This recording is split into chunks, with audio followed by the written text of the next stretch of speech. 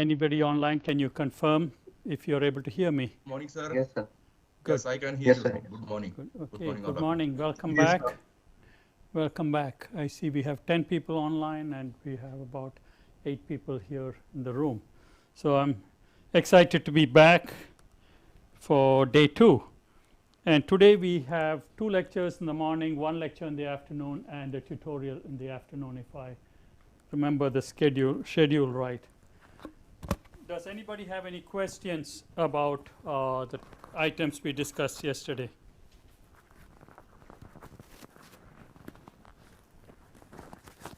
Any comments?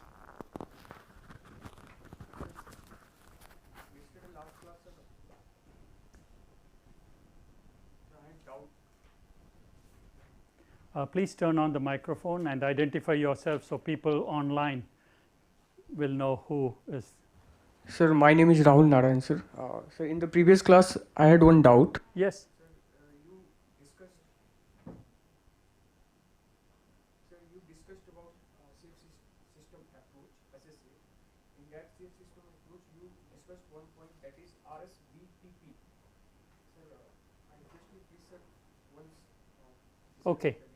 Yeah, the question, if those online did not hear, relates to the safe systems approach that I briefly discussed yesterday, and this is the US model that was adopted by the US Department of Transportation about 2 years ago. So I used the acronym RSVP and I added a P. So safe is common across the RSVP. Safer roads are. S is speed, safer speeds.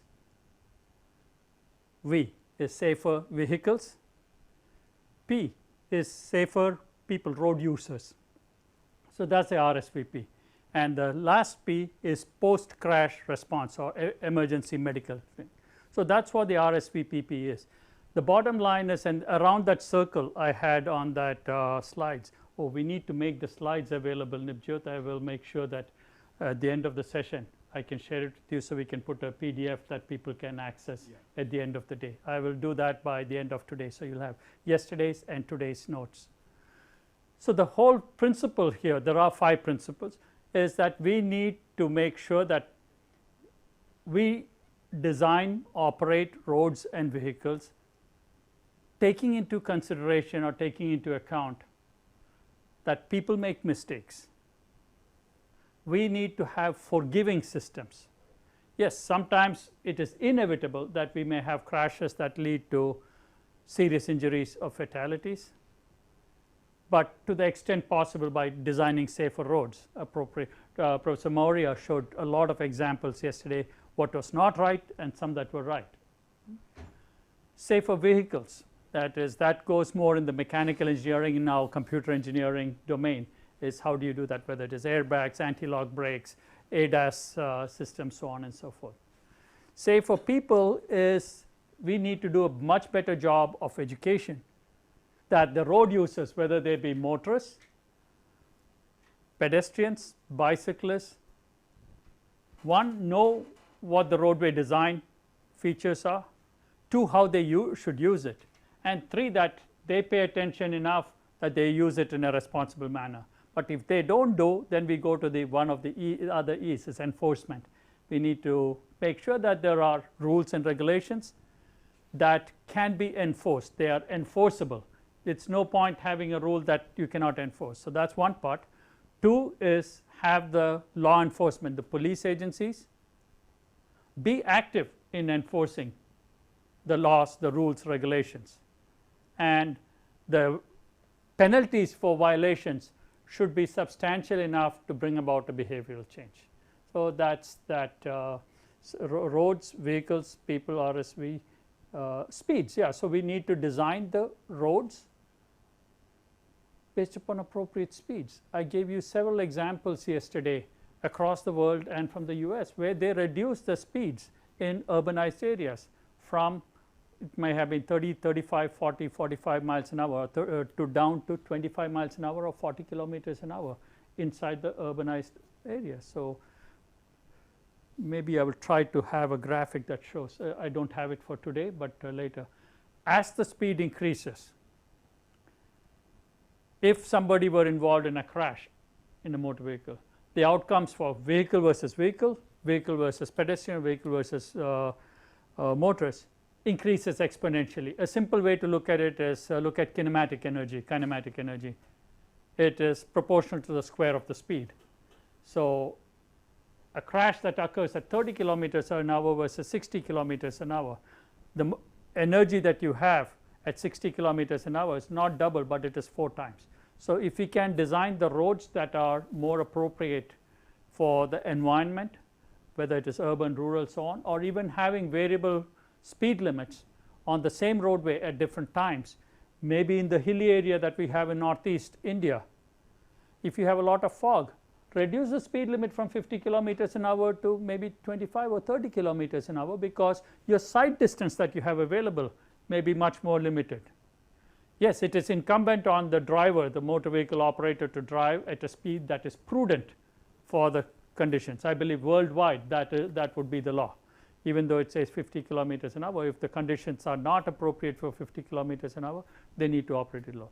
But so that's from a roadway design, and so there are variable speed limit signs that can be enforced, and so that is basically using a dynamic messaging sign. The other part of safer speeds is working with the vehicle manufacturers. We talked about speed regulators. Right? Can you put in speed regulators in vehicles that will not allow the vehicle to exceed a certain speed? And with today's technology, we can change that based upon time of the day and the location.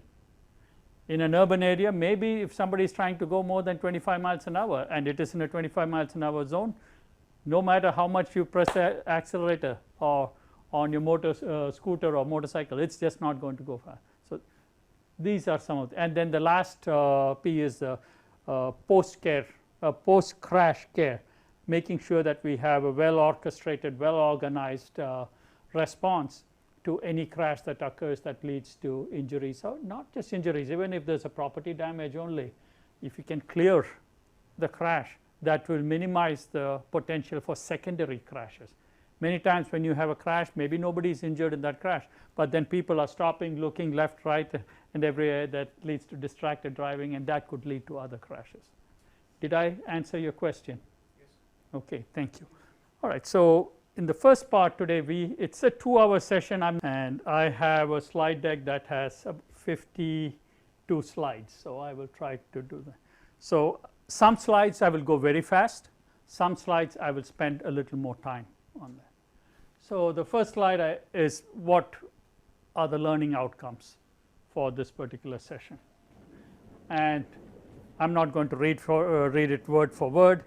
Bottom line is looking at a little bit, will be capturing what we talked yesterday, what are key road safety analysis, elements of road safety analysis, then not just engineering, going beyond engineering. Data, will look at a lot of data that is traditional or legacy. I'm not going to go into emerging technologies, except at the end I will show you 1 or 2 slides which will be a lead-in to lectures next tomorrow, not even this afternoon. Then how do you analyze the data come in? We talked yesterday about the temporal and spatial resolution. Do you get data every second, or in some cases you can get in fractions of seconds, and spatial, so on. And how do you look at risky driving behavior, identify risky driving behavior, and try to minimize repeat violators. And the last part will be more of a dialogue or discussion about trying to link together data related to driver's licenses, vehicle registration, repeat violators. As we were coming in, Dr. Bharadwaj was talking to me about some of the initiatives in India that we as a user can link our records, or the government agencies can also link it together. So those are very good moves.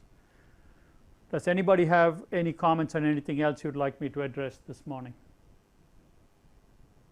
Okay. So we looked at this yesterday. It's multidisciplinary road safety, and what I didn't go into are some of the details of the disciplinary areas. We talked about the 4 E's, which is coming up on a subsequent slide, but the types of backgrounds people I interact with in my safety related work include people from public policy, my colleagues in the School of Public Policy. These are people who are experts in developing how to develop legislation, how do you craft a legislative act. Most of you are aware of the Motor Vehicles Act of 2019 that was revised, right. It didn't just come up because some MP or some minister said, hey, we want this, they wrote it. It took years and years of effort from various people, stakeholders, to come up with it. But then it is the public policy experts who will say, okay, here's the language. So they will work with lawyers, they'll work with engineers, they'll work with planners, they'll work with emergency medical people to try to come up with the right, what is an effective way to enact legislation or regulations. Regulations are usually based upon legislative act. It could be at the central government level, at the state government level, at a corporation or municipality level. So there are 2 parts, and the third part is administrative thing, such as where do you post your speed limit, what do you post for your speed limit signs, should it be 25 kilometers an hour, should it be 40 kilometers an hour, so on. So those are some of the things from the public policy side. From psychology and human factors, yesterday many of you talked about rash driving, drunk driving, so on. We need to bring about behavioral change. Several of you in the last session during the tutorial, you talked about we need to formulate policy or allocate more resources or dedicate more attention to that. So now the other group that will help us are the social behavioral scientists. How do you incentivize good behavior? How do you bring about a change in behavior that is bad, either punitive or otherwise? Then we have people from urban planning who will try to help us with the land use, zoning, the form of the transport infrastructure, not just the roads, whether it is the bicycle paths, the pedestrian facilities. I don't know if you have dedicated lorry or truck lanes in India. Yeah, so those are things to think about. So those are some of the, and then I interact with people from our College of Public Health who bridge the gap between public health and built infrastructure. Promoting more walking or bicycling, active lifestyle can lead to better health outcomes. So how do you do that from top-down approach, bottom-up? Top-down is from the government level because most roads are government owned and operated, except maybe there would be colonies that may be gated that own and operate their own roads. Even there, how do we do that? Bottom up is how do we motivate or excite people to use the facilities that we are designing. Yeah, I just wanted to add that in many part of the country, especially in urban area, so efforts have been made to make bicycle. So they are making specialized bicycle track. Mm-hmm. Excellent. But one thing is to make it, but second thing is how do you motivate or engage people to use it. I work with people in economics and finance. All of these cost a lot of money. When I see numbers in terms of how many, not how many lakhs or how many crores, how many lakhs of crores are being invested in public infrastructure. How do you get the money? What are the sources, so on, and some of it then comes back to paying for motor vehicle registration fees, taxes or cess on excise, on petrol or diesel, tolls, so on. So you need to work with a whole range of stakeholders, or we collectively. It may not be that you individually may be working with all of these, but maybe your group or your team or higher up. That's who we need to bring together in terms of bringing about changes in safety. And medicine, post-crash care, I think we touched upon that enough yesterday. Here are the 4 E's, and this was a slide that we picked up from a 2020. I'm sure that there are more recent ones, but this is from the National Road Safety Week in January 2020. And you said now we have National Road Safety Month also. And the 4 E's, I'm not going to dwell on it any further. So now the first E we talked about were education. I'm going to give you 1 minute to talk amongst yourselves, and the question is, we need to raise awareness and responsibility, what I talked about just a few minutes ago, to achieve better road safety outcomes. Who do we need to educate? The question is, to enhance road safety or safety outcomes on roadways, we need to raise the level of awareness and responsibility or ownership. I am a road user, or I am a so and so. I want better road safety outcomes, so what should I do, or what should we do? So who is I, who is we? Who are the people who we should work to try to connect with for raising awareness and responsibility? If you are sitting by yourself, you need to come forward, sit with somebody else. So I have 2 rows of 3 there and 2 rows of 2. You get to pick which 2. You need to come forward. No, you cannot be by yourself. You have to engage in discussions. All right, people online, you know your WhatsApp groups. There are 5 WhatsApp groups. I see that we don't have everybody. We only have 13 people online. So whoever you have on your WhatsApp groups, please do so. So from now you have 1 minute to come up with your responses, and I will call on anybody.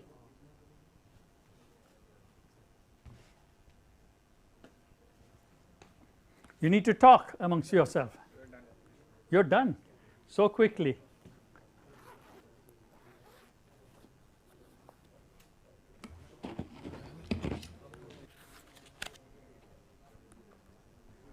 Ten seconds to go. Okay, time. Since your group finished first, I'm going to ask you, who just say one amongst who should be one, just name one. So school student. School students, okay. WhatsApp group 1, name one target.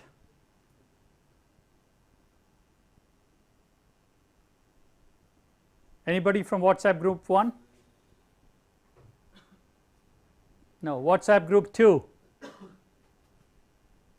Transport authorities. What authorities? I missed the first part. Transport authorities. Transport authorities, okay, thank you. So that was WhatsApp group 2. Was it Tazim who spoke up? Ashwini. Ashwini spoke. Okay, I'm sorry. Yeah, I'll get it right. Here, what did your group come up with? Taxi unions or the auto. Speak up, yeah. Okay, taxi unions or auto rickshaw unions. Excellent.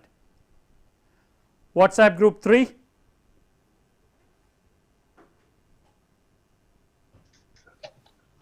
Myself, Tushar, redesign the autos. Please repeat. Basically, most of the autos in urban areas are heated back. Okay, autos, auto rickshaws. Okay. Redesign the taxi vehicles. Yeah. Taxi vehicle. Okay. The group there, the last but one row. Pedestrians. Okay. WhatsApp group 4?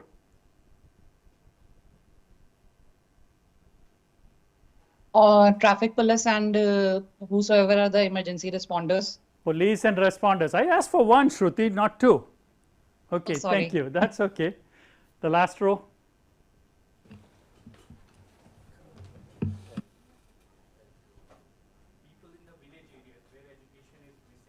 People in the village areas, the rural environment, or people around the roadway system. Okay. And WhatsApp group 5? Hello sir, Chandrika this side. Yes. In our group Isfaq and Aswarya is also there. Okay. So from my side, I would like to say transport department one of the major, and education, and focus group must be children and road users. Okay. Like focusing in rural and urban areas. Okay. Thank you. So you all got a sense for a number of things. I need you to move to one group that has 2 people. I don't know if I was clear enough. I'm being very direct, very explicit. You have to move to one of these 2 groups. Yes, right now. How many people in this room are from IIT Guwahati? Okay. So after this lecture, this session. I am going to make sure that we have 2 people who are not from IIT Guwahati. I know they have been sitting together. I am going to make sure that there is at least one IIT Guwahati person with them. So, I am going to have you move to the front row. How many of you are MTech in the MTech program? Okay, how many in the PhD program? Undergraduate? Okay. So, there is some feedback, I am not sure if it is from me. Those of you online, can you, oh, somebody wants to get back into the meeting. Yeah, the CET staff is taking care of it, please bear with us.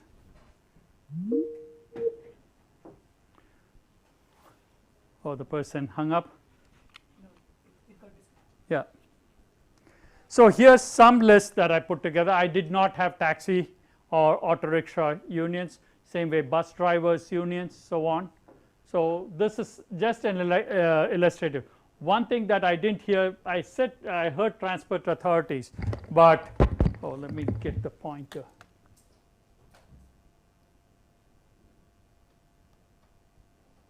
So, some of you said transport authorities, so I will take that to mean the appointed officials, but also the elected officials. As I said a few minutes ago, whether it is your city council, your corporation official, your state MLA or your MP, or those are elected people. Oftentimes you use the word politician. Okay, I have been told not to use politician. They are elected officials, they are public servants. Okay. So, I try to use elected officials and not politicians. I would encourage you to consider doing the same thing too. And then appointed officials are people such as a district collector who has a lot of authority. It could be an RTO director, Road Transport Organization Authority director, so on and so forth. So, there are a lot of people, and you talked about road users, whether they be pedestrians, bicyclists, auto rickshaw, taxi driver unions, bus drivers, so on, planners and engineers. I didn't hear that in this conversation. They are the ones who are actually coming up with the outlines, but there are a lot of others. So, if the planners, Professor Maurya had some very nice photos yesterday. Remember, there is a pedestrian crosswalk, zebra crosswalk that leads straight to a median barrier. I don't know whether that was a planner or a designer who came up with it, or maybe it was just a construction crew who said, hey, this is a good place to mark it, let us just mark it. So, there are a lot of people you need to bring. Law enforcement, police, many of you talked about. Legal and judiciary, I did not hear that. This is where if you got a challan, and what I understand is most people will just pay it to avoid the headache of going to court, but then you have lawyers who may say, okay, no, I will help defend you. I can say prove that you were not driving 110 kilometers an hour where it was 50 kilometers an hour, and I will go to the court. Especially there are violators who keep getting challans over and over and again. Maybe they are at risk of losing their driver's license or big financial penalty. So, in the US we call them defense attorneys. Anytime you get a challan in the US, you have a right to go to court and prove your innocence. So, challenge the challan. I believe that is the case across the world. I do not know how effective it is. In my conversation with Dr. Bharadwaj, I understand most people will just say, okay, I will pay the challan because otherwise it will be many days, many hours lost in court. So, that is the defense attorneys. In the US, this is called the prosecuting attorney. The police officer issues the challan, and that challan or that case is referred to a particular court. I will talk about the court system later. And there it is a government lawyer who is prosecuting, saying you committed a crime, so here is the penalty for you. So, we have 2 lawyers, one is the defense, the other one is the prosecution. So, many times they will discuss and say, okay, my client is willing to plead to parking violation, not speeding. I parked in an parked illegally in a zone that was not targeted for, that was not designated for parking. So, the penalty is lower. in the US the way it works is if you have a moving violation, that is when you're driving, when your vehicle is moving and you get caught, the penalty is higher than if it was a parking violation. So they just plead it down, say okay, it's a parking violation. It doesn't even go to the judge. So the legal and judicial, the judicial are the judges. So the judge's role is, remember we talked about the legislation, whatever is the law, the Motor Vehicle Act. Yesterday we heard that the penalties have gone up by 10 times. So the judge has to be ready to impose that penalty, that sanction. So we need to inform them too, and usually there at least some judicial representation, some legal representation was made when the laws were being enacted, but we need to have them come on board and have consistency in enforcement, in enforcing the laws. What penalties? Oh, individual A went for the same violation, it's a minor penalty. Individual B came up before the same judge, it's a different penalty. Or two different courts, maybe in District 1 and District 2, the judges handle it differently, lack of consistency. So those are the things to educate. Ma'am, would you please come join the group that has 2 members? Thank you. Ishita Pragna, right? Thank you. I'm trying to get the names and faces together. I will. Any questions on this? One more could be fund allocation agencies. Resource allocation agencies, absolutely. Thank you. Who was that? Was that Ashwini? Yes, that's right. Thank you. My hearing is not the greatest. I'm trying to tie the voices to the speaker, but I can cheat also. I can look at the screen and see who spoke. Chaliye, chaliye, I'm waiting for you. All right, so the approaches include school programs, and I'm a very strong believer, advocate of the philosophy. The phrase that I use is catch them early, hook them young. Catch them early, hook them young. Human beings are creatures of habit. What is a habit? You do something, same thing over again, it becomes a habit. If your habit is you get in the car, if you're in a four-wheeler, as soon as you get in, you put in the seat belt. If you're the passenger, the driver, you put in the seat belt. That's a habit. Or before you get on your motorized two-wheeler, you put on a helmet. So the philosophy is catch them early, hook them young. Do you know where I borrowed that from? Tambaku maine kya? Tobacco. You get some young kid hooked on a BD or a cigarette when they are very young. Usually what I hear is even before they're teenagers now. For the rest of their life, they are hooked. They have that habit. Oh, every hour or every 2 hours or every 3 hours I need to smoke, or whether it is chew or zarda or whatever be that. So if you could get to the front, please, to the front. If you come late, that's one of the opportunities you have. Seats in the front are open. So if we can get to school children early and help them develop good habits of road use, whether it is in a car, in a two-wheeler, when you walk on the sidewalk if there is a sidewalk, or walk in a single line, not 4 or 5 of us, and occupy one whole traffic lane. Where do you cross? When do you cross? So that's why I feel very strongly that going to children in their early formative years has the biggest payoff. Community outreach. Some of you talked about getting to the rural communities, going around and saying, hey, here are things that are changing, you need to be aware. What used to be a 2-lane road where the speed limit was maybe 30-40 kilometers an hour, now we have upgraded the pavement, upgraded some of the features. So don't cross except where you have marked crossings, or if you have the median barrier, don't break it open because this is the easiest way to get across.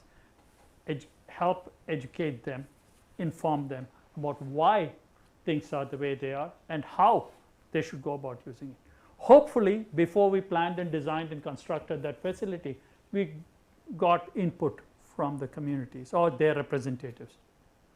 In terms of community outreach, another angle that I have found very, very useful in the US is to work with faith-based organizations.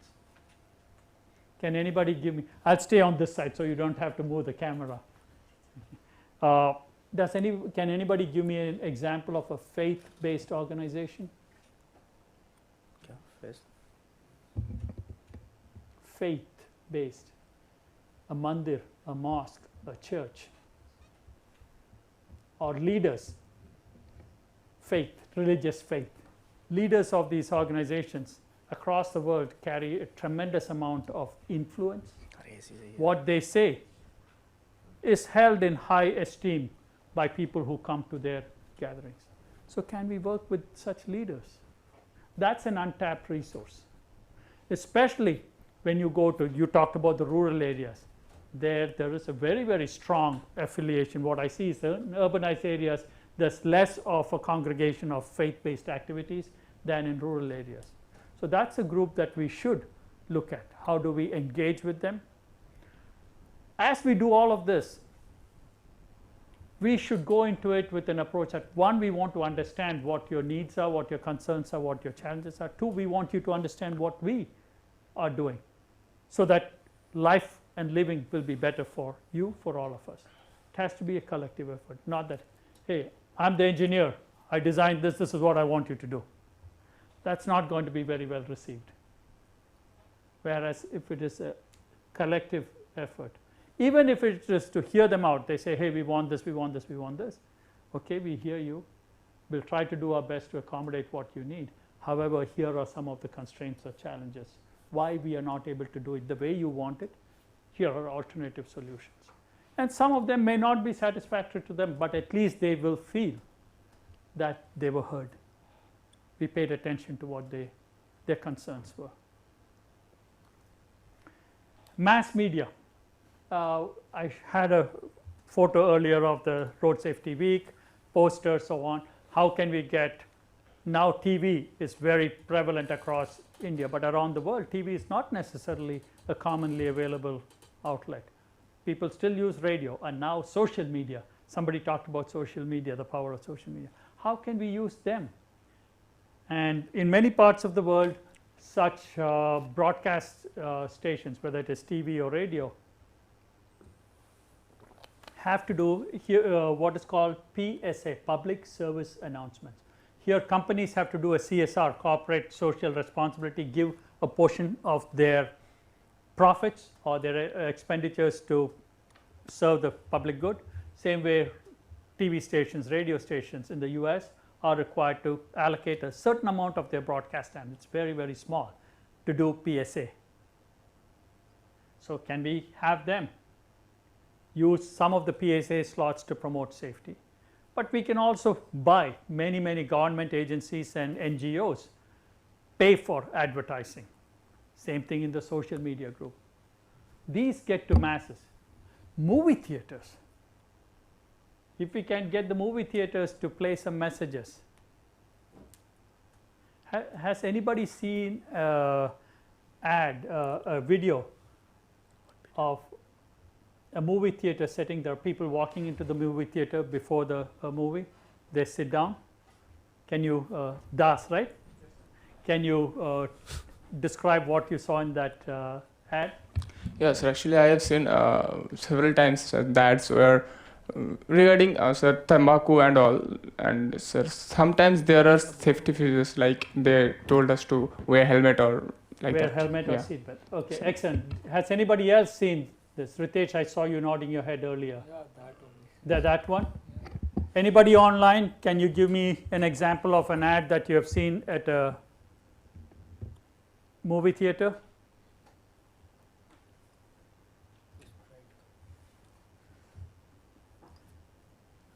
The one that I can think of that was very powerful is there's some trailer going on, then people have seated, so the lights are dim. One by one, the mobile phone starts ringing. They all look down to see what this is. At the same time, on the screen, there's a big crash in fraction of a second. Motor vehicles crash. So the message is, it took you only 1 second to look at your mobile phone, but what happened?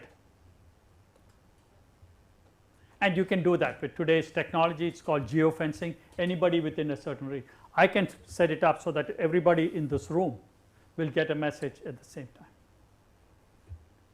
That is a very, very powerful message. Okay, just imagine each of us. That shows you that just by glancing at your phone for 1 second, you didn't even open the message. It rang, you're trying to see who it was, that second or fraction of a second. And the vehicles were going on the screen. Crash. Look it up, it's available online. So that's the other, when I say mass media, where do you have people? And social media. And that has the explosive power. If I post something that the remaining 30 people in this class repost or share, that goes on and on, right? Multiply. So the enforcement component is also very important, whether it is speed. DUI is driving under the influence. It could be drunk driving, but increasingly what I understand in India is it's just not alcohol, but driving under the influence of drugs. And I understand that even at the middle school level, it has made its way. That's sad to see such drugs there. Traffic law enforcement and vehicle inspections. I understand here in India, every year four-wheeler has to go for inspection to make sure it is roadworthy, and to some extent it is for the emissions, tailpipe emissions, smog check or so. Let me see if I can switch to a video.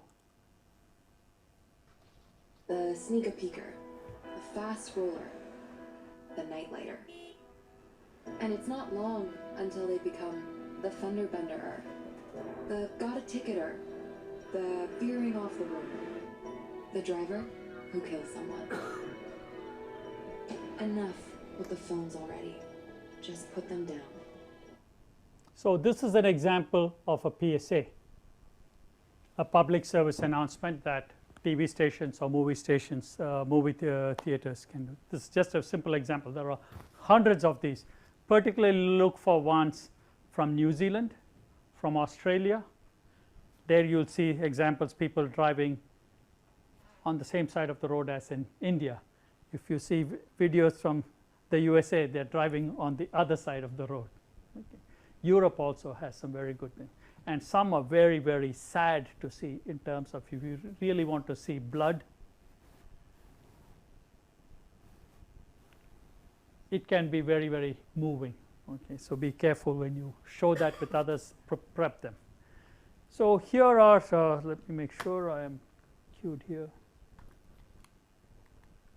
So engineering, we talked about this, and yesterday Professor Maurya showed a lot of examples of these, so I'm not going to go into details of that. And emergency response, the graphic here shows that there's a crash, and once a crash occurs, there are a lot of people involved. You have the emergency response team, you have CPR, the ambulance, the police, so on and so forth. You need to be worried not only about the people who were the vehicles that were involved in the crash, but other road users, pedestrians, bicyclists, motorists who may be coming by immediately after. So you need to worry about their safety. The gentleman who came in last, you need to move up and sit with a team of 2. You lost your partners. Class? Okay. So then you can move up 1 row, keep him company. And one big thing that we need to worry about is also the post-crash investigation. Is if we want to learn lessons, not only what happened or why it happened, how can we avoid the situation, or if there are crashes, how can we improve the post-crash? This applies even to the engineering part. but in this case I have it under the post care, post crash. What happened? How can we do better? So now in the next section I have about 15-20 slides on this. Some of the slides, after I introduce the topic, I will go fairly fast because these are graphics to show. The first few slides I will try to explain what the details are. Before I do that, I see a few people who are not here yesterday.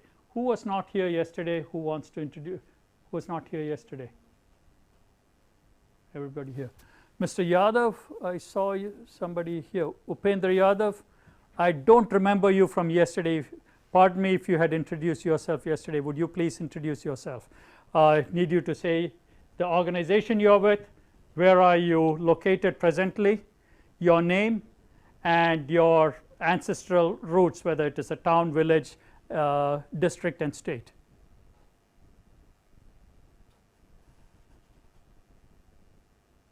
Good morning, sir. I am Upendra Yadav. I am from Kushinagar, Uttar Pradesh, and I am pursuing MTech in Transportation System Engineering from IIT Guwahati. Okay. And where is your ancestral, or what do you consider your root?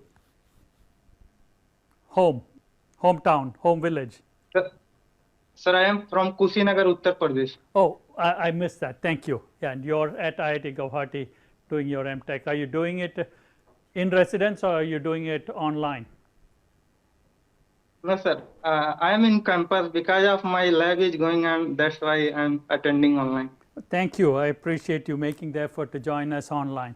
Is there anybody else who was not online yesterday? Surya? Oh, yeah.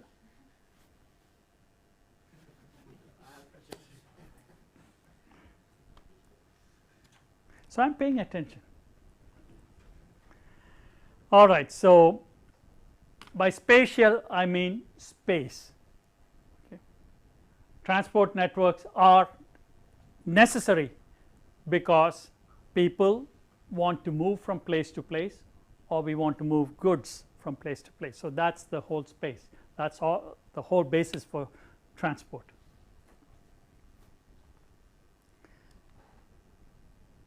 We talked, several people talked about rural versus urban. That's fairly easy to understand. Other things would be certain areas may have a lot of high speed roads, other areas may have low speed roads, or even in a rural area you could have low speed roads that feed into high speed roads, or in urban areas you could have a lot of low speed roads but high speed highway, a national highway going on now with the expressways that are coming on. So this is what I'm. Then there are other characteristics. Was the road divided versus undivided, so on, and the specific road environment. A few people brought it up yesterday. We are in the northeast part of India. We have hilly terrain, mountainous terrain, steep gradients, and we have a lot of rain in this part of the country. So when you have rain, and we also have fog, so the visibility could be quite different. When you have no fog, maybe you can see for 1 kilometer, 2 kilometers. When it is fog, you may be able to only see 3 meters, 5 meters in front of you. So how you operate it under environmental conditions, whether hilly, flat, so on. And from a temporal perspective, most of us think of time of the day, 6 a.m., 8 a.m., 3 p.m., so on and so forth. But we can further break it down into not only 24 hours of the day. When do we have the peak traffic? Morning peak, evening peak is quite traditional in most urbanized areas. In rural areas, the peak periods may be different. In urban areas, in the developed world, the more economically prosperous world, oh, this is a question. You cannot use your calculators, your phones, your computers to answer the following question. I'm going to give you 1 minute to come up with an answer, those here and those online. The question is follows. We are looking at traffic over a day, and over a day the traffic is distributed and by hour. I have data for 24 hours. For one day I have 24 observations, and from that identify the highest hour. So, that is the peak hour. So, the first question is, what percent of the daily traffic, if average daily traffic, occurs during the peak hour? I will give you 30 seconds. You do not need more than 30 seconds to come up with a number. What percent of the average the daily traffic occurs during the peak hour in an urban area? Yeah, talk to your neighbors. I want you to stay engaged. I want your team's response.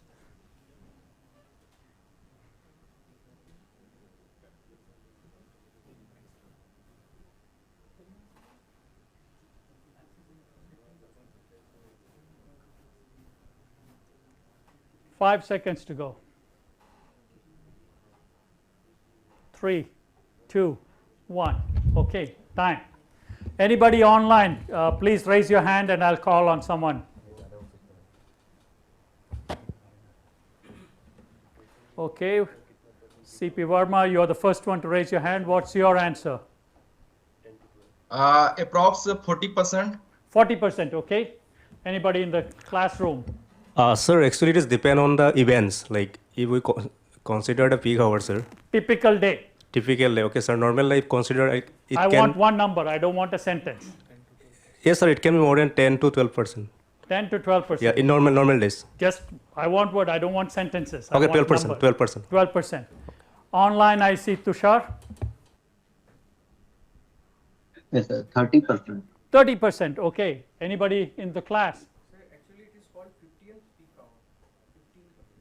15th peak hour. 15% is a peak hour. 15th peak hour, V15. V15. That's different. I want the peak hour in the day. Maybe I misunderstood you. So there I have Pratyush. So 30 to 40%. 30 to 40%. All right. Anybody else? 10%. Okay.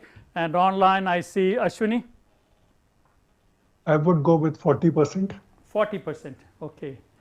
I'm not sure, but I think the 30%, 40% is very, very high for a typical day. In an urban area, I would expect about 10% to 12%. Is that fair for India? V15, I'm trying to understand. Can you help me understand what he means? I think he may talk about the peak hour factor. Peak hour factor. Yes, that's a slightly different. I can talk to you about it offline. Now, I'm going to change the question with just one word. What percentage of the daily traffic occurs in the peak hour in a rural setting? Instead of urban, I changed it to rural. It's a typical day, no Kumbh Mela, no Holi, no nothing. It's an average typical day. In a rural area, what is the peak hour? So 30 seconds. Talk to your neighbors. Talk to your neighbors. I'll call on you. Please lower your hands if you raised it earlier. 2 to 3%. 8 to 12. 3 to 5%. 5 seconds. Time. Please lower your hands. I'm going to try to see if I can lower everybody's hands. Those online, would you please lower your hands? I see 3 of you. I mean digitally, not physically. Thank you. Tushar, you're still on. Thank you. All right. So for the same question, I'm going to go through the same. If you raised your hands in the last question, hold off. I want to give the others a chance. Who in the class wants to give me a number to respond? Just raise your hand. I'll call on you. What's your name? Sati. Sati. Okay. So speak up so others can hear you. 30 to 40%. Okay. Online, please raise your hands and I'll call you in the order. Come on. Sir, 3 to 6%. It depends. 3 to 6%. Okay. Yes, sir. Who is KM? Good morning, sir. Krishna Kishore, sir. Okay, Krishna Kishore. What's your number? One number. Around 20%. 20%. In the classroom may have a show of hands. Who wants to speak up? 15%. 5% or less than that. Okay, or less than that. Anybody else wish to provide an answer? Almost, it could be 7.5%. 7.5%. Okay. Let me do a quick math for those of you who said less than 5%. You have 24 hours in a day. If the traffic were equally distributed, let's say 25 hours a day, if they were equally distributed, it would be 4%, right? So if the peak hour is 5%, what happens to the rest? So you don't have a peak is what that means. In the United States, in rural areas, the peak hour accounts for about 15 to 18% of the daily traffic. If you said 30 to 40%, I'm surprised by that number again. I would expect somewhere in the 15 to 20 or 25% here. Any ideas? No. What does Professor Google say? I told you can't use it. Yeah, if one of you could just look it up. No, so the temporal characteristics have a big impact on safety outcomes because you have higher volumes in the same space, and if people continue to operate the same way when the volumes are lower, there's much greater levels of friction when you have more vehicles, right, in the same space. When you have more friction, you have less room for error, less tolerance for error. So that's why time of the day, peak hours are very, very important. Day of the week, once again you have unequal distribution. So what did you find, Sachi? 6 to 10% in rural areas? Okay. In India, okay. That's surprising to me. Because I'm looking at my village where I live, and in front of my house is the main road that goes into the village. Our house is the last house before we have paddy fields.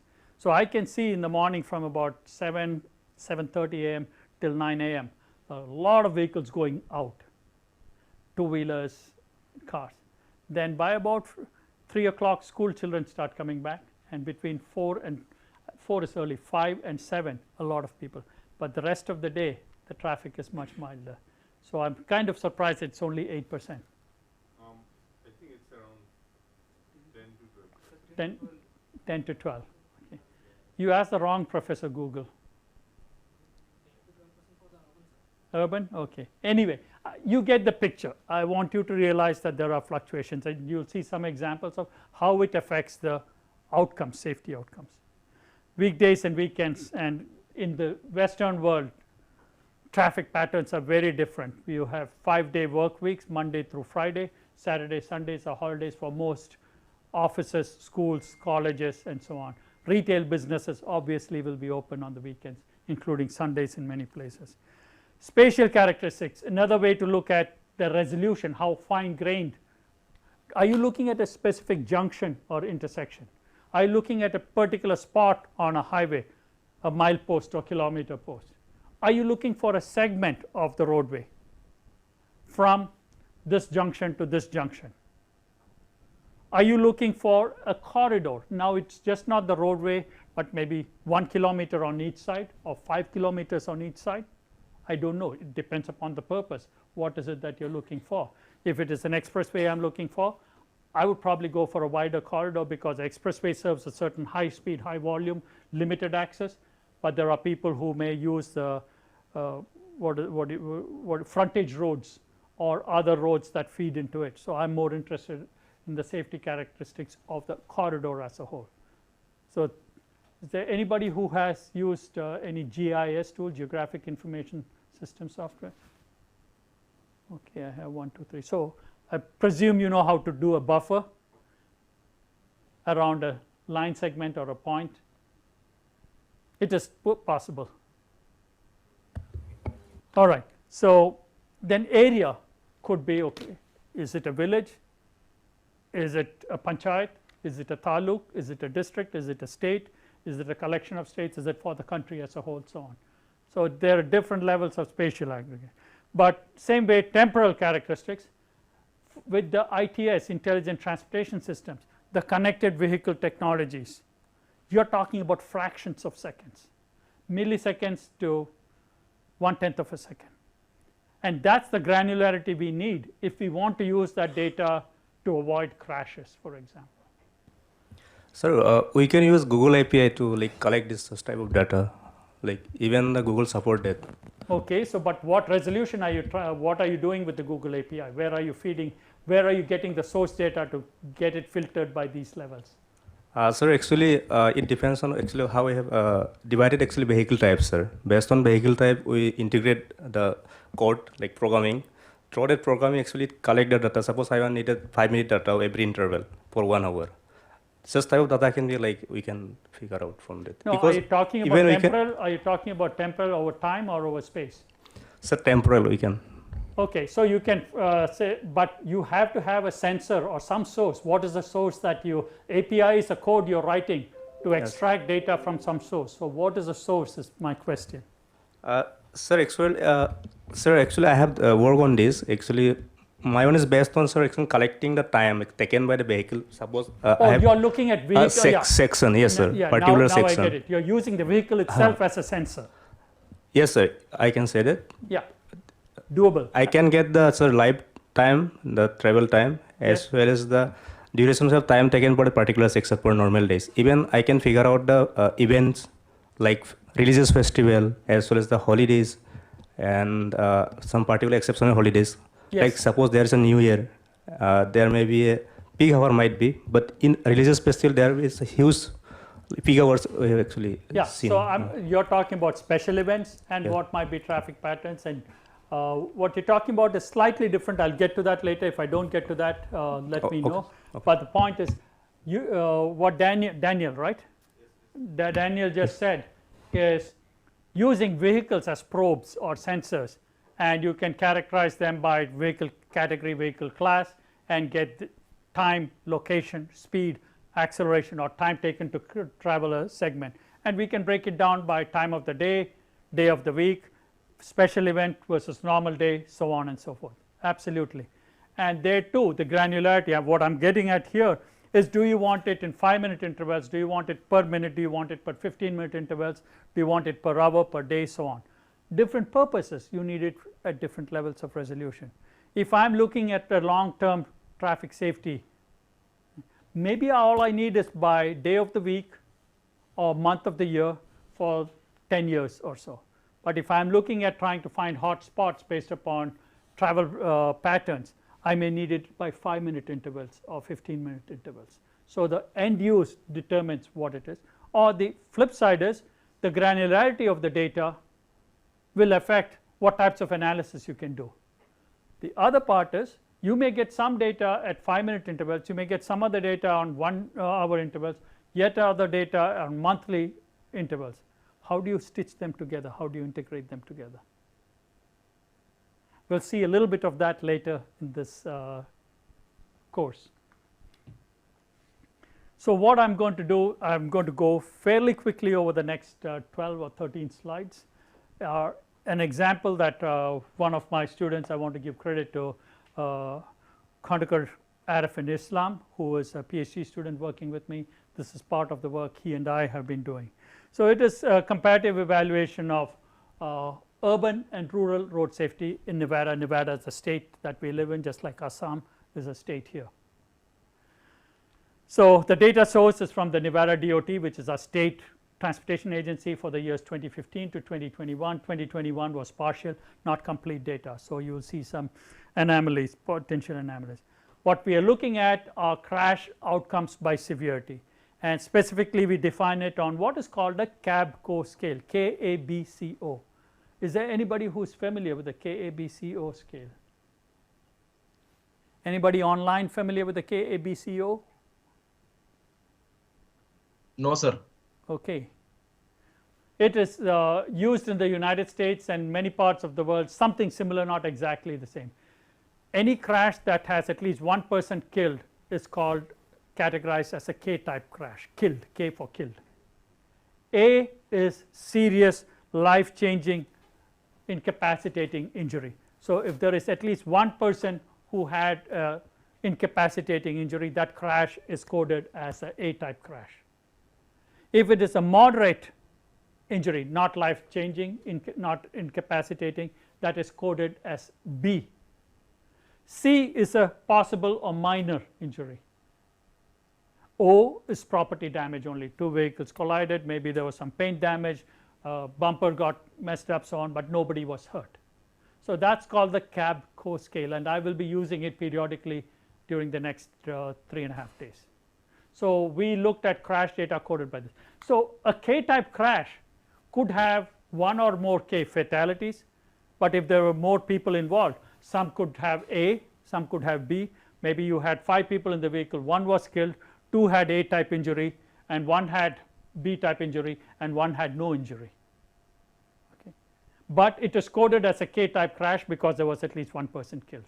And in the data that you will work with this afternoon, you will see I have about 300 crashes, and for each crash I have data about people involved, number of vehicles involved, and you will work on that. But right now let me show you how we use these data. First thing is looking at the distribution of population and crashes.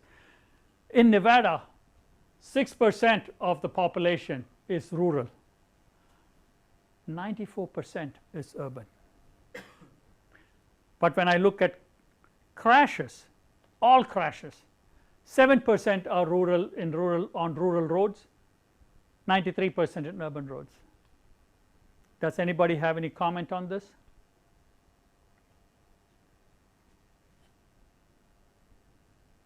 Look at the numbers at the bottom. About 20,000 crashes. Hey, there are 2 of you trying to speak. Tushar, I'm going to have you go. Overspeeding, sir. Due to overspeeding. Due to overspeeding? The Okay. crashes happen. Okay. Verma, you were about to speak, or you have your microphone on? Okay, if you'll turn off your microphone. I think, yeah, I think might be speed would be high. So in even rural proportion is less, but fatality rate is high. Yeah, okay. So, I'm not asking about causes. I'm just asking you to compare the numbers. That's all. Somebody else had their hand up. SS Shaker. Yes, sir. Am I audible now? Good Yes. morning, sir. Good morning. Good morning. Yes. So I was curious regarding the question that Daniel asked. Actually, like he was mentioning about temporal data, right? Yes. If I can. Could we? So I am curious, like. Shaker, I'm going to in the ask you. previous slide. Shaker, please pause, and I'm going to ask you to hold that question till later, because that is not related. I don't see it related to the question I asked about the slide I have up. We'll get Sure. to that later. Okay. Okay, sir. Okay. So seemingly it seems to be proportionate. 6% population, 7% crashes. 94% population, 93% crashes. Overall that seems to be okay, but if I look at the numbers, it is about 20,000 versus 2,76,000. But now if I were to look at injuries versus fatalities as outcomes, rural areas account for just 5% of the injuries, urban areas for 95%. Once again that seems proportional, 6% for. But if I look at fatalities, 27% of the fatalities over the study period took place in rural areas. A few of you commented maybe higher speeds in rural areas. I'm not getting into causal factors. I'm just showing you how we can slice and dice data by spatial characteristics. So there seems to be something disproportionate. You only have 6% of the population, but 25%, 26% of the fatalities. It's not that people who live there who are involved in the crashes. Many times you have roads that go through rural areas and people are driving through that. So the other analysis we are working on are based upon the address of the person involved in the crash. Were they rural versus urban, and how far away from their place of residence as noted on the driver's license did the crash occur. So the next several slides, on the x-axis is years. Y-axis you will see 2 ways. One will be number of crashes, the other will be percent of crashes. The number what I just showed you, the previous slides was aggregated for the 6-year period, now here for each year. So you can see that the rural crashes are 6-8%, urban crashes are 100 minus that number. no 4 people in a row, you have to be 3 or less in a row. So those who came last, those who came last cannot sit with in a row where there are 3 people already. You can join a row where there are 2 or 1 person. Thank you for your cooperation. So here you see the percent injured. The previous one was fatal, where you see rural areas account for 6 to 7%. And if I look at, come on, fatalities, what I summarized on the previous slide for all years, you are seeing rural areas accounting for more than 25% of the fatalities, less than 30%. Monthly, if I were to look at crashes, yes sir? Is it because the medical facilities are less near the rural areas? It could be, it could be. We haven't dissected it that way. That is a possible explanation. Yes, emergency response is lower. The speeds on rural roadways are much higher, posted speed limits and operating speed limits, operating speeds, I shouldn't say speed limits.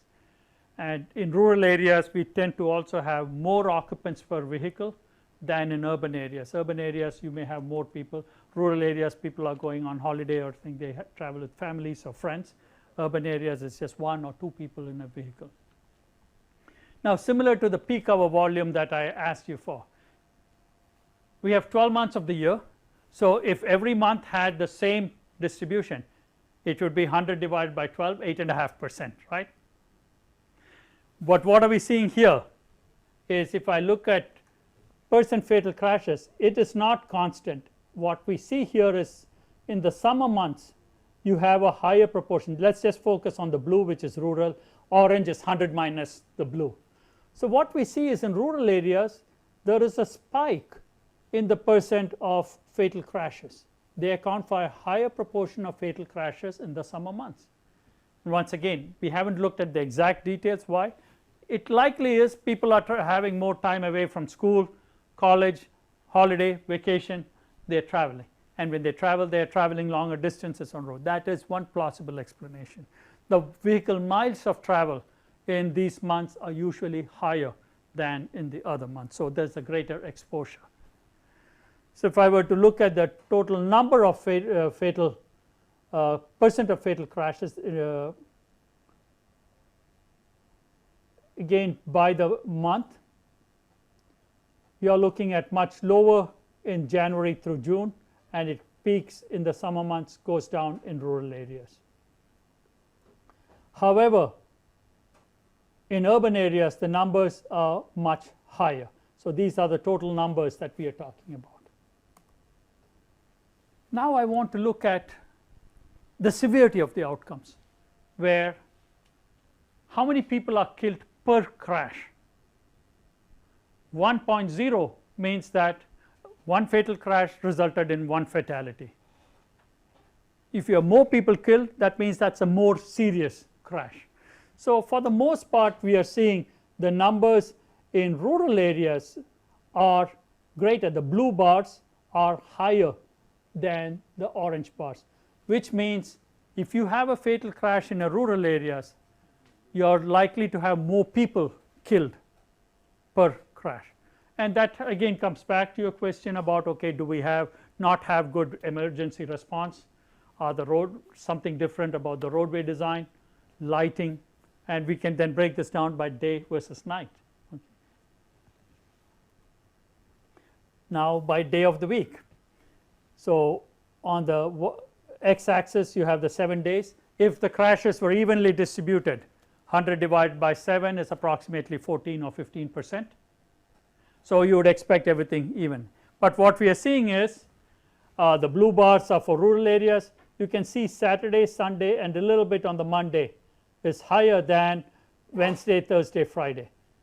In urban areas, Friday is the peak.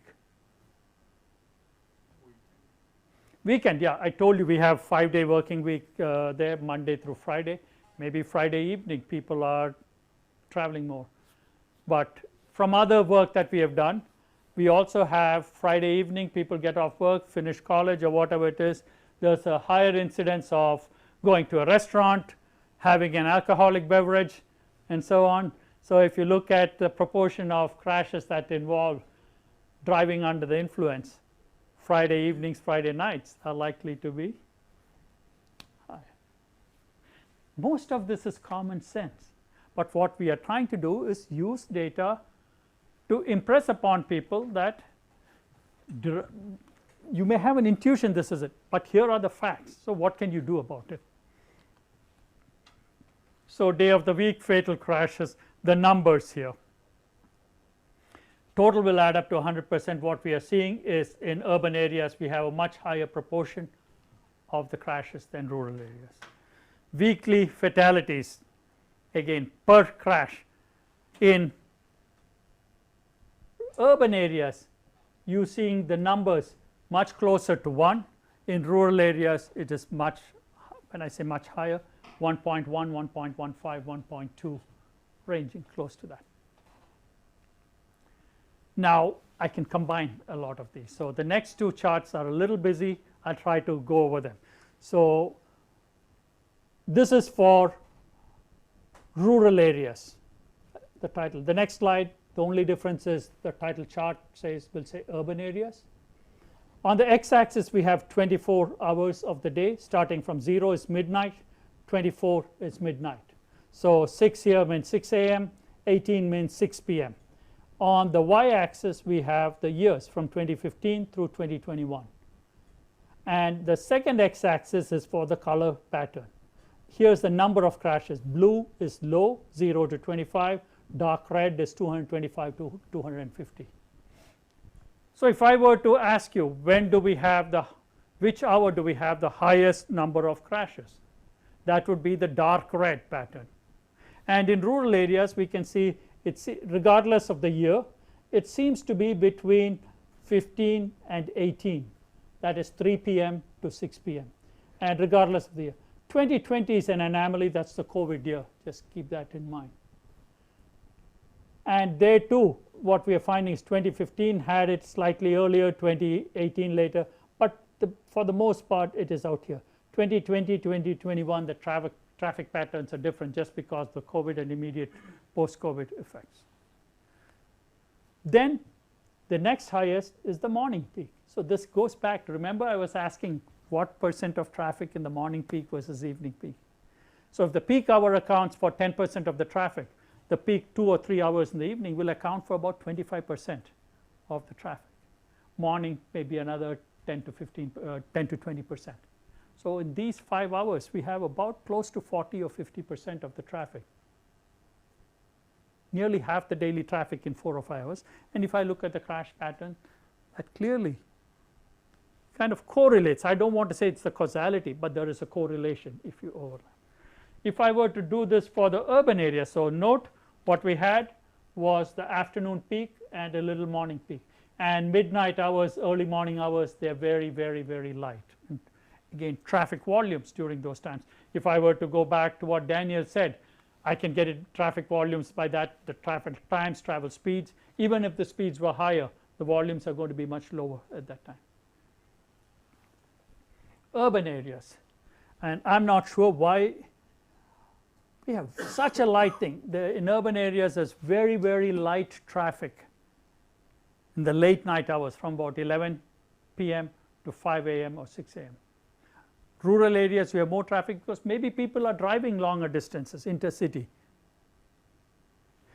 But the pattern here is so clear, especially between 5 p.m. and 6 p.m. In the US, as I told you, we have a 5-day work week. Usually it is 8 a.m. to 5 p.m. is a work day. People are finishing work, leaving at 5 p.m. So 5 to 6 you can see this, that's the dark red. And then you have some variations going back to 3 p.m. on. Some people have staggered work hours, so on. So it's no surprise. The other reason I wanted to show you these two charts is how do you communicate this. If you're meeting with the district collector or the police chief for the district, or that person doesn't have 1 hour for you to go, sir, this is what we did, this is what we did. They want to know what did you find. Okay, then if they have more questions, they'll ask. Here are two charts that tell you when do you have the highest problems. So they can do, what do they do? Action, okay, we want more police officers at this time of the day. we can then correlate it with space. Where do you have it, what area in town or in the district or in the state. Questions? The other is types of crashes. Tea is ready already for 10:30. Thank you. Now we'll wait till 11. I told you I'll go to 11. And I know I'm not allowed to bring tea into this auditorium. No, so Daniel, deal for you. I'll go drink chai. The next 5 slides you lead the discussion. I'm just joking. Don't take me too seriously, people. So here are the types of crashes. There are marked differences between rural and urban. In rural, it's non-collision and usually single vehicle. Long stretches with no traffic, nothing, so the vehicle runs off the roadway. It's a common crash.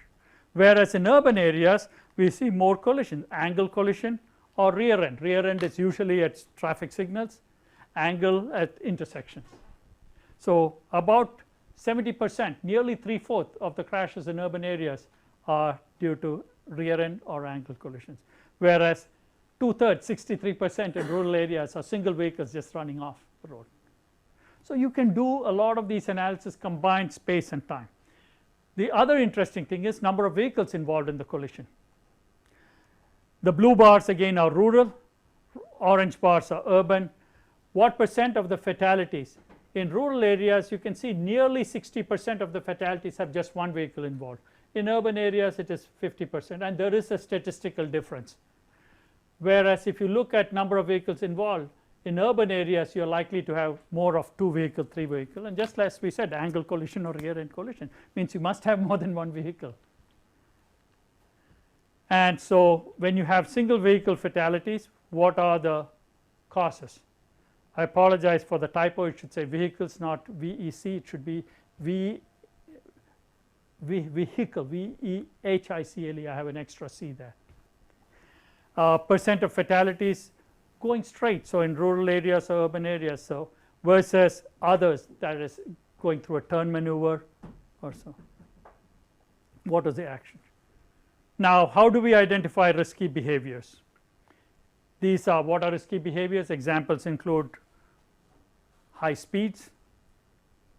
When you are driving at high speeds, for the same distance you need shorter amount of time, and your reaction time, the distance you travel during that, especially if you are driving under the influence, your reaction times are longer, so you have much greater distances that you travel.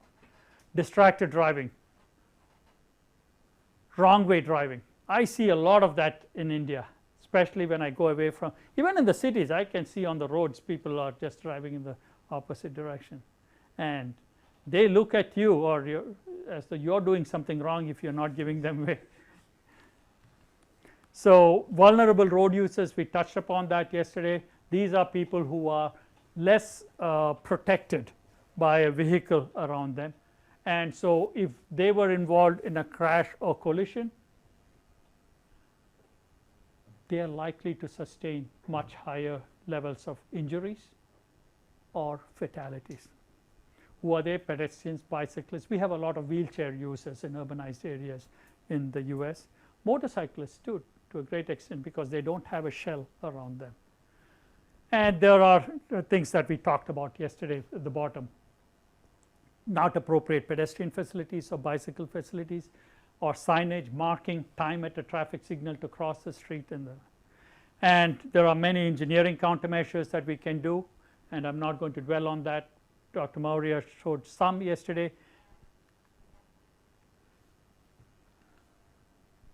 In India, what I found are two-wheelers account for 42%, or 2 out of 5 or 4 out of 10 fatalities.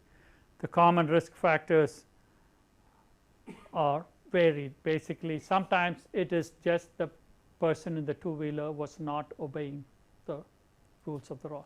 They were trying to squeeze between vehicles. But in many other cases, they are less visible to the large vehicles, and if a large vehicle strikes them, they are in poor shape.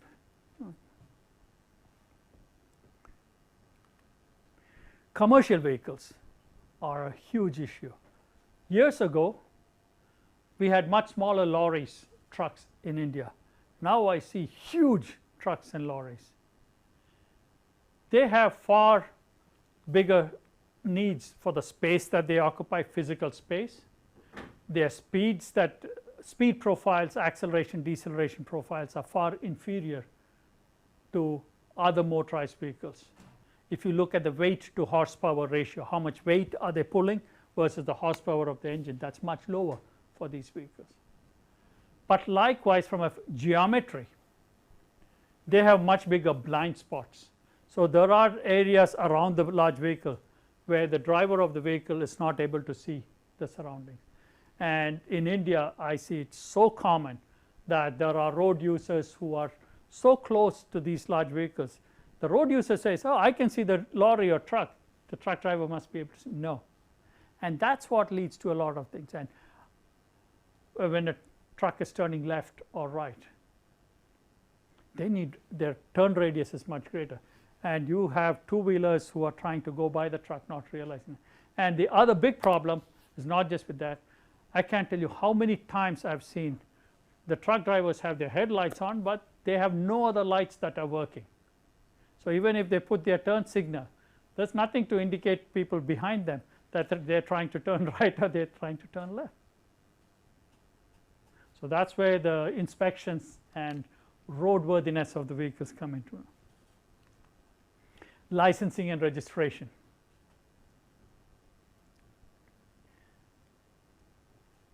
We had an example yesterday, somebody has a license without even being able to drive a vehicle. Right? We need to have much stringent standards. Inspections for safety compliance, the brakes work, the lights work. And here I see less of this, but across the developed nations, there are regulations, especially when you have large vehicles, trucks. You have reflective on the sides. I see more of that in India. You have lights there too. So people realize around them, especially those coming in the perpendicular direction, that this is a large vehicle. So these are things for inspection. And I know, I told you I have two local taxi drivers in the village where I live.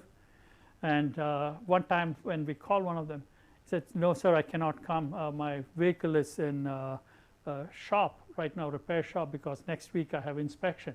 I'm trying to get everything in tip-top shape. And so 2 or 3 days there. The rest of the year, he doesn't care how it is, okay? The gaadi chalti hai, chala do. Doesn't matter. But the thing should be, now we should have the law enforcement. Police should be able to pull over a motorist if they don't have functioning lights. In the US, we have a lot of commercial vehicle inspections. That is, police stop commercial vehicles and inspect them, everything from the driver's license to how many hours have you been driving. Fatigue driving for commercial drivers is a big, big challenge. And they are required to maintain logs of when they start, and then they look at, okay, where did you get diesel last? Okay, it was now you drove 300 kilometers in 2 hours, and you said you were only going at 100 kilometers an hour. That doesn't matter. So there are checks and things. I don't see that. I'm not aware of such programs in India, but to improve safety, this is the licensing and the inspection and the law enforcement that needs. Oops, sorry, wrong button. Digitizing records for effective monitoring. As I said, Dr. Bharadwaj told me that there is increased linking of vehicle registration, driver's licenses, so that's a good move. And the new legislation, I think this is due to the Motor Vehicles Act of 2019 and its follow-up activities. What I wanted to focus on just for a couple of minutes is the last one. What are the safety implications? When somebody talked about EVs yesterday, and I said I will talk more about it. What are the safety implications of the vehicle scrapping program? I'm getting close to 11 o'clock, so I'm not going to give you the 30 seconds. Anybody want to say what might be possible safety implications? Anybody online? Please raise your hand and I'll call you. Nobody online. Anybody here? No. Okay, so let me give you a few examples. Older vehicles, 15-year-old vehicles, don't have the vehicle technologies that a 1-year-old or 2-year-old vehicles, whether it is anti-lock brake systems, lane keep assistance, collision avoidance. So if we can get rid of the older vehicles right there with the embedded safety features in these vehicles, you have better engineered vehicles. How the operator uses it is different. I know people who disable the lane keep assist because, oh, it keeps bothering me. Well, you're supposed to stay in your lane, that's why it bothers you, because you're not maintaining your lane. So those are some of the safety implications. So with the EVs are newer, so they come with newer technologies. So they have some of these built-in capabilities. It's not just the very expensive vehicles, so that's where the government legislation and regulations come into play, saying that these are the minimum capabilities that if you are selling a new vehicle, you must have such and such. So I'm looking at, I'll go through a few more slides. I'm not fully done, but I'll pick it up after this. But here the repeat offenders or violators are those who run afoul of the law for whatever reason. In the United States, that we see many categories. One is people who have total disregard for law, doesn't matter. Others are those who are persistently late. I need to get in, and we have many jobs that require you to clock in by a certain time, otherwise you get penalized. And there are others who think, oh, I have a big car or thing, I can do what I want. I see more of that in India. Okay. Correct me if I'm wrong at any time during my conversations with you. So what are the interventions program? We could have education, we could have license suspension or revocation, we could work with insurance companies so that if you have repeat violations, your insurance premium goes up. I believe India requires every owner of a registered vehicle to have a minimum insurance. So more violations you have, more you pay for your premium. So here's an example. It's a very sad example, and I don't want to name the individual because I don't want to give that person any recognition of it. So we call that individual X. On January 29th, 2022 to be precise, the individual was driving 100 miles an hour on a roadway that was posted at 35 miles an hour. Urban roadway, multi-lane urban roadway, it is a major arterial. The person ran a red traffic signal, collided with one minivan and then subsequently other vehicles. The minivan had 7 people. All 7 in the minivan died. It was a family. And then this person, the driver who ran the red light, had given a lift to somebody else who wanted to go there. That poor individual also got killed, and the driver himself got killed. Could this have been prevented? Absolutely. So there are lots and lots of figures that you can. Within the last 2 years, this driver had 5 challans for speeding, and not just minor speeding. Similarly, in 35 and 45 mile an hour zone, driving at 30 or 40 miles an hour higher. Pardon me for using miles per hour. So it's not a minor infraction. In a 35 mile an hour zone, driving at 60 miles an hour. Only one was written up and taken to court, and he paid a fine of X dollars and said, okay, I won't do this again. And we have their police officers wear cameras on their body that record their interactions with the motorists. And there is one video of a police officer interacting with this driver, and the driver saying, I'm late for work, so I need to go. And the police officer saying, do you realize you're driving fast? He said, yes, I realize, but I need to get to work. And the police officer saying, okay, will you do this again? No, I won't do this again. Okay, chale jao. So the person had 5 violations in 4 different jurisdictions. One was in city A, another was city B, another was city C, the other one was in the state police. So they did not have records. So the police officer in each of these jurisdictions, when they pulled up this motorist, did not know that the individual was pulled up for a speed violation by somebody else. So that's what we'll learn more about in linking data. And he was also previously cited for driving on a suspended door. Here are, I'm going to break now. It's 2 minutes to 11. I've got about 10 slides that relate to this crash and some of the gaps, and then I will pick up the next lecture 4 after the break. How long do we want to have the break?